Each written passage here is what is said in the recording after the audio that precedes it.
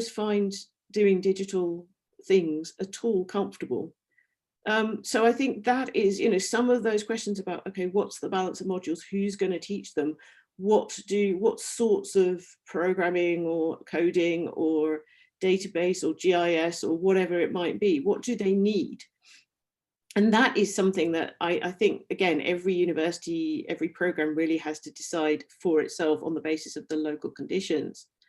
And also, of course, it changes. Things change hugely. When I was teaching at UCL, XML was considered extremely important and core to what a digital humanist should do. Now, I think programming, Python, R, those kinds of languages are much more significant, but also the idea that, well, we hope that it's true that at Durham, we believe that actually questions about big data analysis are going to become much more and more important. So students need a very strong background in that, which we didn't think 10 years ago at UCL, because the world changes and the field changes. So as I say, in a sense, I think that's almost the simple bit. The more difficult part is this question about collaboration. Oh dear, sorry about that typo. DH, as I said, I keep saying it exists between the worlds. And I think that DH students, we have to prepare them almost to be interpreters. They have to be able to talk to scientists and to humanities scholars and to members of the public. And therefore we've got to provide them with the experience. We've got to take them to different intellectual cultures, and they may not find that all that comfortable, but it's incredibly important that we do push the students and we do get them to think about, okay, well, how do mathematicians express themselves? How do statisticians talk? How do scientists work? How do physicists work? And if you need to talk to them, how are you going to find that common ground? Equally, as I've said, cultural heritage. We've got, actually, I should have said on the previous picture, that's an amazing 17th century library right in the middle of the cultural, the International Heritage Site, that is amazing. And there's extraordinary rare books, and that's part of the university. Equally, this is our supercomputer Cosma, which is a massive data processing machine. But you can see, as I've said, I think that shows you the variety of what we've got in Durham, and that is what the world the students must live in. Equally, here are a couple of pictures. This is our Oriental Museum, which is part of the university, but it's very much a museum. And this is an image of some eye tracking work that colleagues and I have done with Auckland Castle, which is the former residence of the Bishop of Durham, on some 17th century paintings to try and work out how do people look at them using eye tracking. And so that I put those there to emphasize the importance of working with cultural heritage organizations. Some of the students will have come from that background, not all of them by any means, and therefore they've got to be thinking about how does cultural heritage, what languages, if you like, do cultural heritage professionals use? What's important to them? How will I talk to them? How will I collaborate with them? We certainly found at UCL, and I know at Glasgow, they also find that students really enjoy working in cultural heritage settings, whether that's part of an assessed module or whether it's a work placement. They get a huge amount out of that, but somebody has to organize it. You have to work out how to assess it. It's time consuming, but it's certainly something that I think students get a lot out of if you can partner up with cultural heritage institutions or parts of the university like libraries and special collections. That seems to be a very successful part of the course.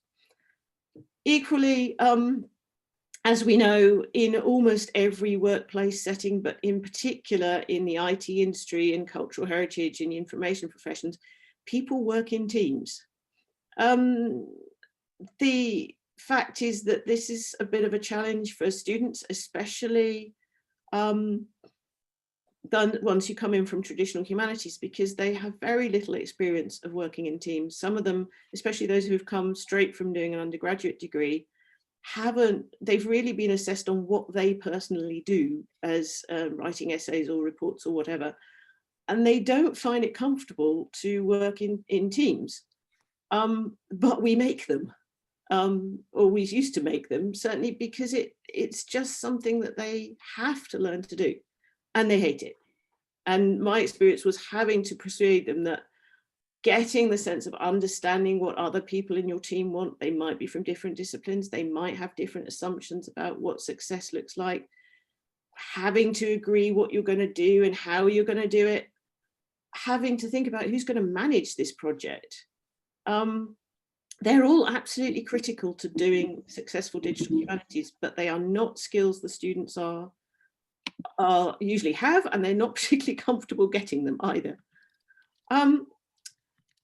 Just to finish, I don't want to talk too much about the pandemic. We all thought about it too much, but this is a picture of my colleague Gordon Love, who is the head of Durham Computer Science, and there he is sitting in his shed during lockdown because he couldn't get to his office, which just shows that we've had to think about, okay, where do we do our work? How does this digital stuff fit in? Everybody's, like we are today, everybody's had to suddenly adjust themselves to working in digital context.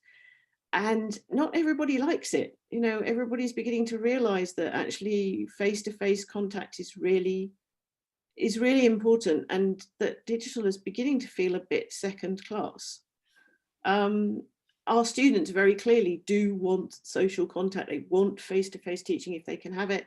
They want contact with their peers. They're hating being locked down in university residences at other universities.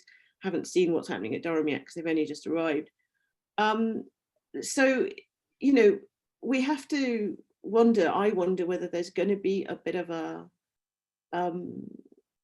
disillusionment about digital, whether there'll be a kind of, people will want to do anything but digital in future. Therefore, we have to think about, okay, what's that effect of that on digital humanities? But equally, how do we navigate different worlds? How do we think about what's the balance between digital and physical in our teaching, and how will we support students in that sense? So to finish off, this is what I hope we will be seeing this time next summer. I hope we'll be able to graduate the students physically, and that would be them walking up to the cathedral, which is where they graduate. That's right in the middle of the World Heritage Site. You know, in a sense, have I argued that digital humanities people just have to be polymaths? They have to know everything.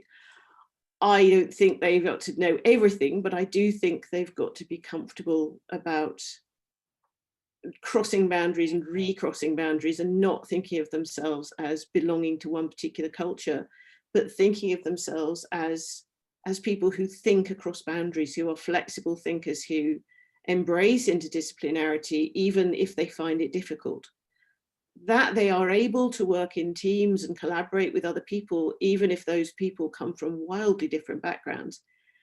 And that's not going to be easy, but it does make them extremely highly employable, because they will have a lot of the digital skills, but they will also have those other skills of working in different worlds with different kinds of people and being able to interpret between cultures. And I think, to end on, that is not easy, but it's an extremely interesting challenge, and it's something that I find very exciting. And if we can get that right, there is a great future for digital humanities. So thank you very much. Thank you very much. And everyone is interested. So as we wrote in, I don't know if you can see the chat box, but not at the moment. Not at the moment. Oh, yep. Hold on. I think I can see it now. I think if you unshare screen, yeah, stop sharing screen. I've got it now. Yeah. So we asked participants maybe to type their questions in the chat box, but it's very new. So is there someone who would like to ask a question in French? Is okay. Claire Warwick understands French. If not, I'll mine and type it at the same time.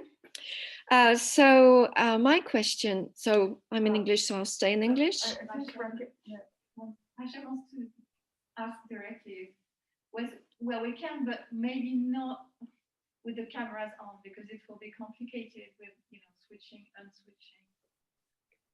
Yeah, but you can open the mic and it's Okay. fine. Yeah, just the mic. Thank you, Rachel. Okay, so maybe Rachel wants to ask a question now. Okay, sure. Actually, sorry, it's not really a question, it's more of a comment. I just wanted to say thank you very much, Claire Warwick, for your very enthusiastic and eye-opening conference. And I also wanted to thank you for your book, Digital Humanities in Practice, because at one stage last year, I was thinking of taking up a position at Qatar, Doha, HBKU University. And your book was very interesting and useful for me, because you were talking earlier about, you know, how can digital humanities grow outside the Anglo-American context? And because Qatar is very Americanized, I was having to do the opposite, going from a French digital humanities context to an Anglo-American one. So I just hope that today, I know that you already have knowledge of French digital humanities, but that you will also see some of the things that we've been doing in France over the past couple of decades. So it was more of a comment, just thank you very much. Oh, thank you. Oh, thank you. Well, then I'll ask my question. I just started typing it. You mentioned that DH scholars share with scientists the fact that they create data. And if I understand well from the slides you've been